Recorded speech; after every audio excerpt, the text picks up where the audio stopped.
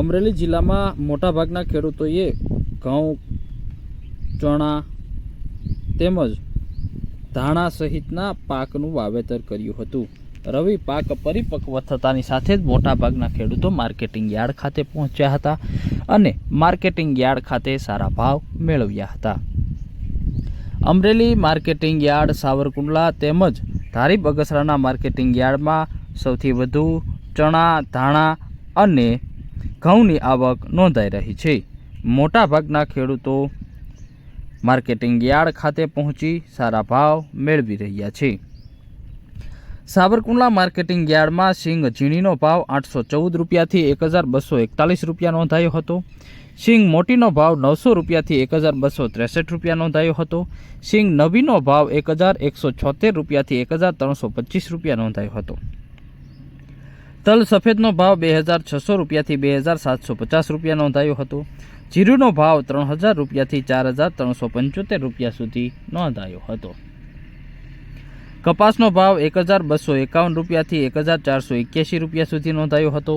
ઘઉં લોકોનો ભાવ 440 રૂપિયાથી 532 રૂપિયા સુધી નોંધાયો હતો। ઘઉં ટુકડાનો ભાવ 455 રૂપિયાથી 571 રૂપિયા સુધી નોંધાયો હતો। બાજરાનો ભાવ 300 રૂપિયાથી 500 રૂપિયા સુધી નોંધાયો હતો। જુવારનો ભાવ 550 રૂપિયાથી 802 રૂપિયા સુધી નોંધાયો હતો। મગનો ભાવ 1924 રૂપિયાથી 2008 રૂપિયા સુધી નોંધાયો હતો। અડદનો ભાવ 1926 રૂપિયા નોંધાયો હતો। ચણાનો ભાવ 1120 રૂપિયાથી 1245 રૂપિયા સુધી નોંધાયો હતો।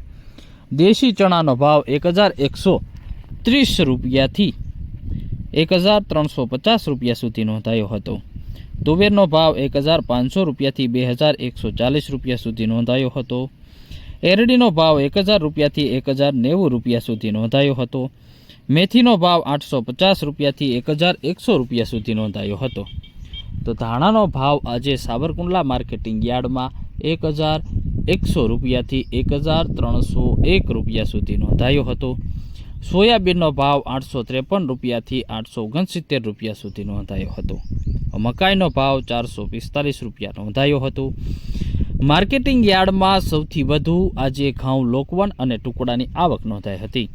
આજે માર્કેટિંગ યાર્ડમાં ઘઉં લોકવન અને ઘઉં ટુકડાની 2120 મણની આવક નોંધાઈ હતી।